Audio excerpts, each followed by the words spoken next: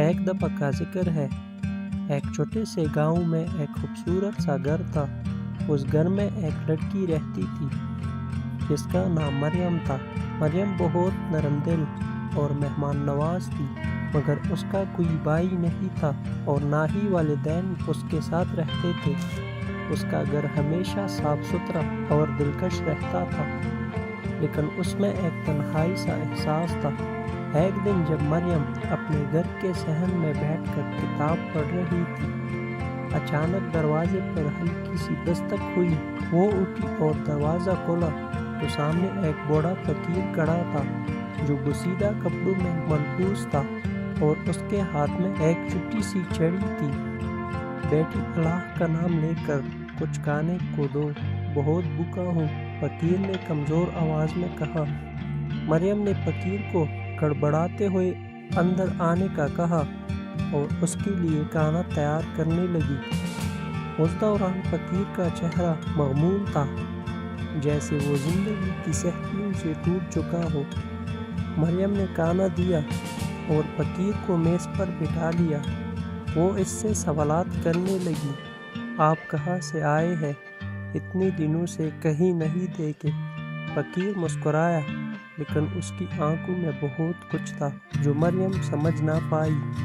بیٹی، میں دراصل اس دنیا کے دکھوں کا مسافر ہوں، جہاں جانا چاہوں وہاں جانے کی آزادی نہیں، فقیر نے کہا۔ مریم نے دل میں سوچا کہ اس بوڑھے آدمی کی زندگی میں کتنی تکالیف ہوگی۔ اس کے دل میں کچھ نرم سی لگن پیدا ہو گئی۔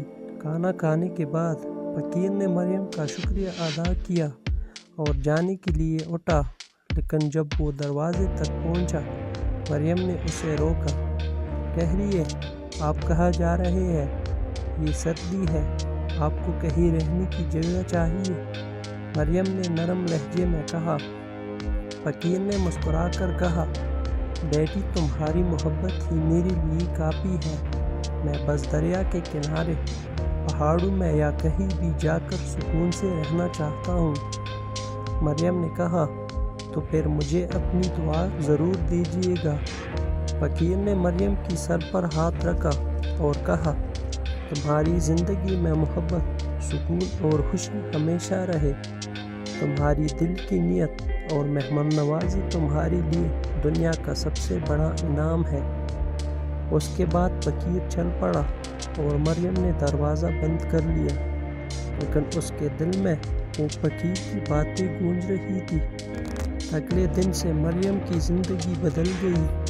وہ پہلے سے زیادہ لوگوں کی مدد کرنے لگی اور اس کا دل سکون سے بھرا ہوا تھا۔ وہ جانتی تھی کہ دنیا کے دکھوں کا کوئی حل نہیں، لیکن محبت اور مہمان نوازی سے انسان کا دل ضرور پرسکون ہو سکتا ہے۔ اور یوں مریم کی زندگی میں ایک نیا رنگ آیا، جو ایک فقیر کی دعاؤں اور اس کی مہمان نوازی کی بدولت تھا۔